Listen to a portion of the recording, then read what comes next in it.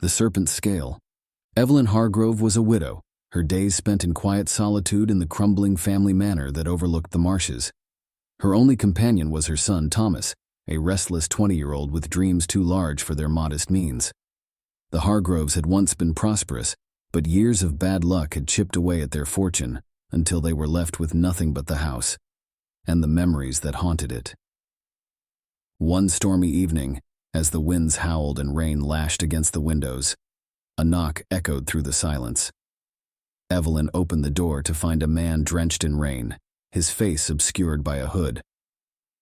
"Mrs. Hargrove," he rasped, his voice dry and brittle as dead leaves. "I have something that might interest you."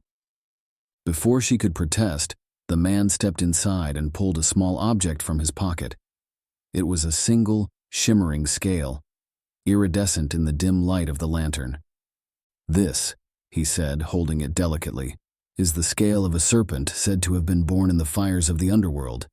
It grants 3 wishes to its owner, but beware, its gifts are cursed, and its price is steep." Evelyn scoffed. "A child's fairy tale. I've no use for such nonsense." The man smirked. "Perhaps, but I see the weight of loss in your eyes. Loss and longing. Maybe it's nonsense, or maybe it's exactly what you need." Before she could refuse, the man placed the scale on the table and vanished into the storm. Evelyn stared at the scale for hours, its surface glinting like molten silver. Her first thought was of her husband, taken too soon by illness.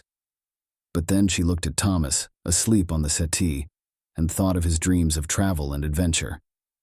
"Just one wish," she whispered, her hand trembling as she picked up the scale. "I wish for wealth," she said aloud, her voice cracking, "enough to give Thomas the life he deserves." The scale grew warm in her hand, then blisteringly hot. She dropped it with a cry, and it clattered to the floor. The room fell silent again, and for a moment, Evelyn thought she'd been fooled. But the next morning a letter arrived. It was from a law firm in the city, informing her that a distant relative she'd never met had passed away and left her a vast fortune.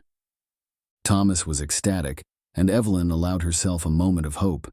Perhaps the curse was just a tale after all. That evening, Thomas insisted on celebrating.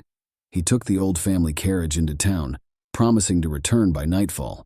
But hours passed, and then a knock came at the door. Not Thomas, but a constable, his face pale and grave. "There's been an accident," he said. "The carriage overturned in the marshes. I'm sorry, Mrs. Hargrove. Your son is gone." Evelyn's scream echoed through the manor, her grief so raw it seemed to shake the very walls. For days she sat in silence, staring at the serpent's scale. Her fortune was meaningless without Thomas. She clutched the scale and whispered her second wish.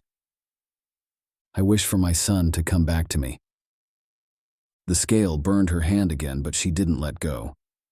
That night, as the clock struck midnight, she heard the front door creak open. "Mother!" His voice was hollow, distant. Evelyn turned to see Thomas standing in the doorway, his clothes damp and reeking of the marsh, his face pale as death. She ran to him, but when she embraced him, his body was cold and stiff. His eyes were dull, his movements jerky. This was not her son.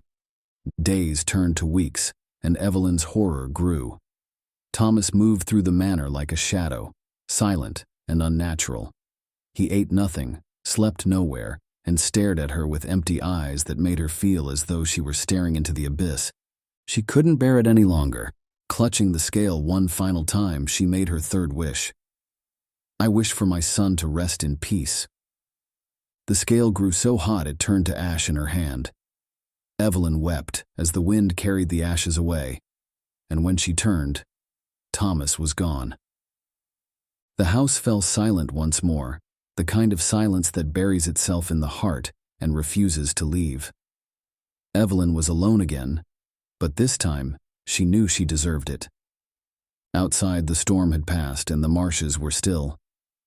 Somewhere in the distance, a lone figure walked along the road, carrying an iridescent serpent scale.